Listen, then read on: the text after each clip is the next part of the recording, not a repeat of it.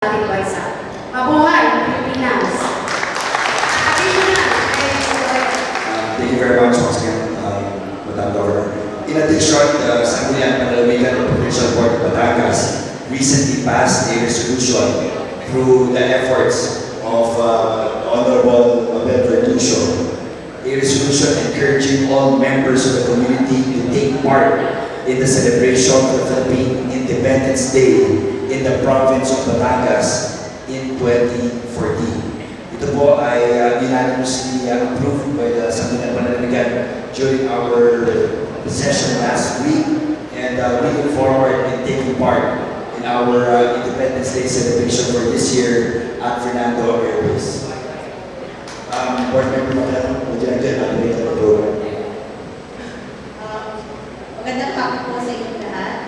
Una, nagpapasalamat ako kay Colonel Villarreal kasi nabanggit niya yung pangalan ko sapagkat sa toong buhay ko, sa pagkita ng ating pinamahal na governor at yung buong pamahalang panlalawigan, mahaba-haba na po ang naging relasyon ng 740th Combat Group ng panahon yun at ngayon ng DED sa lahat po ng programa na sinasagawa namin mula sa mga barangay.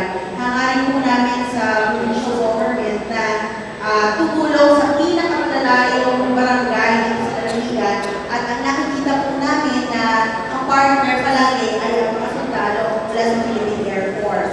Sa darating po June 12, ay muli na po magsasama ang Philippine Air Force at ang pamahalaan ng Lalawigan sa isang po malaking selebrasyon ng pagpapahayan ng kalayaan ng mga Pilipino at ang lahat nga po ay inaakayahan natin na maging bahagi ng selebrasyon nito. Para po sa amin, ito po yung tamang pagkakataon na muli natin ipakita ang tunay na pagmamahal sa kalayaan na natanong natin mahigit 100 taon na nakararaan. Maaaring ito na yung simpleng selebrasyon na lamang, pero sa pagkakataon po ito, saan marami tayong kinakaharap na problema, nauunawaan po namin yung ilalaman ng puso ni General Di Matatak at syempre ng ating minamahal na governor ng Masanisrecto na muling ipadama sa lahat ng mamamayan, sa lahat ng mamamayang Batanggero yung tunay na kahalagahan ng June 12. Maaaring ito'y simpleng independent, simpleng bakasyon na lamang sa mga bata sa panahon ng pag-aaral at simpleng bakasyon ng mga empleyado ng trabaho. But this time po, we would like to encourage all our partners, mula sa media, ang ating mga lista, lahat ng mga tao sa komunidad na sa pagkakataon po ito kung saan kailangan po natin muling bigyan ng higit na pagmamahalaga ang kalayaan na natanong natin isang dating may-anin o ito na nakaraan. So muli po, ito po ay siguro pagkakataon ko na rin para pasalamat sa Philippine Air Force, sa lahat po sa Armed Forces of the Philippines, sapagkat talaga po napakalaking nagtulong na iyak ang pagpapilita sa pamahalagang panlalawigan sa lahat po ng mga programa na pinatutupad ng mga governor ng Masanisrecto. Muli po sa inyo lahat, maraming salamat. Alright, thank you so much sa pangalan ng Berlin.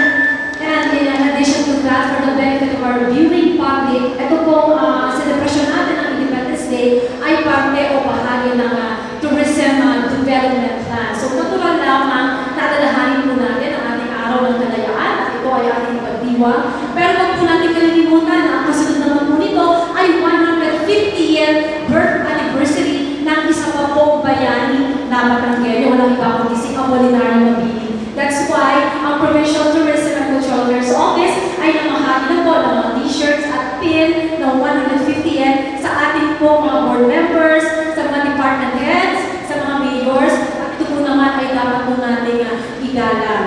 Dahil napakayaman po, hintik sa magandang kasaysayan po ang lalawigan ng Batangas. Maraming salamat po. Salamat, Emily. Ang Rotary Club of the South po ay kaisa ng ating air education ng ating Philippine Air Force. Siyempre, ganun po tayo sa Batangas sa pag-advocate na ating bigyan ng higit na diin ang pag-celebrate natin ng ating araw ng kalayaan at paggalang sa ating patawan. Kaya kami ay nakikiusap sa ating mga kasama sa media, sa ating mga kababayan sa lahat ng offices na bigyan ng higit na pagpapahalaga ang pagtulalagdag ng ating mga watawat sa ating mga opisina at sa lahat ng nais po sana namin na mangyari sa pagdating Batangas, ang bayan ng magiging sa lahat ng labusan, papasok at palabas ng Batangas, kung galing man ito sa pier, galing man sa dagat, kung galing man doon sa lupa, galing sa makikulan, kung galing sa pamahilaan, ay makita natin pagpasok ng Batangas ay kinikilala natin ang pagkikingan ng mga Batanggenyo na unang lumaban sa atin para sa ating kalayaan. Kaya paramihin po natin ang flag. Sa pagkakataon po ito, siguro ay bibigyan ko na ang ating past president ng Rotary Club of the South para magtanong naman sa ating provincial government. Magandang hapon sa inyo lahat. Kasi sino pa ang Rotary Club of the South. Ang aking pong concern, ito yung napakasamali pong sektor na po ito sa ating environment. Ang apektuhan po dito, napakalit pong sektor na. Ang aking pong concern ay po sa pag-uuling ito sa ating sa Batangas. Tingin po sa inyo lahat ang mga marami dito sa atin ang mga nag-uuling na hindi po ay mga which is affecting our environment. So, ano po ba? Alam po ninyo, bawal yan. At pagka ipinagbawal natin, ano po ang ating ibibigay na alternatibong hanap buhay para sa mga taong mawawala ng hanap buhay tulad ng pag-uuli. Ibibigay ko po kay Luis Omita ng head po ng ating departamento kalikasan. Gusto ko lang po sabihin na talagang bawal yan actually pati magsunog. Na kumisan ang pagklase ng kanilang paglilinis ng mga tao ay nagsusunog po, lalo na po sa manalayo sa rural. Naalam naman natin na talagang bawal yun, lalo na yung mag-uuling. But again, siguro makakasagot po niya sa mga programa na meron tayo o maybe alternative na kung ayaw na po pwede maibigay silang hihinto ng pag-uuling. Ay nandito po si Mr. Luis Omita. Ay, thank you. Luis. Regarding po dun sa pag-uuli, una, guys, ko lang po ginawin na yung pag-uuli ko ay regulated under the with our coordination with the po, sa pagkakatulungan natin sa kanila. Sa ngayon po ay hindi na po nagbibigay ng tiran sa ilang bayan para sa pag-uuli. Halimbawa po dito ay ang bayan ng San Juan at ang bayan ng Lubo. Para po sa inyong kalaman, kaya po nagtanong ay dahil maraming po yung areas po na sakop ang areas ng San Juan at areas ng Lubo na tinatawag ng forest lands. Kaya po, ibinabawal na rin po nila yun dahil makakapekto yun. Just in case baka mamaya may magiging erosyon. Ngayon, pagdating po naman sa livelihood, nais ko pong ipanal sa inyo na meron po kami tinatawag na upland conservation farming project. Nasinimulan na po namin ito sa Lubo. Actually, ito po yung component po nito ay agroforestry. Ito po ay para maiwasan natin talaga yung pagpuputol ng kahoy. At at the same time, ma-protection na po natin ang ating kalupaan. Ngayon po, sa ngayon ay meron na po tayo pang barangay sawang na po ang ating concentration sa ngayon. Gusto lamang po namin ipakita doon ang nagiging epekto ng tinatawag na conservation farming village. Ito po isa po ay pagtulungan ng UP Los Baños. Sa ngayon ay may nakikita na silang improvement kahit po yung mga tao dating nag-uuling sa lugar, napapansin nila na nagiging maganda yung kanilang hangin na nakukuha doon sa kanilang mga kailangan doon. Pero nais ko rin pong linawin sa inyo na ang DNR ay nag-i-issue pa rin ng permit para sa pag-transport ng uli. Particularly po ito mga galing din sa mga sabihin natin na hindi masyadong productive na regular areas.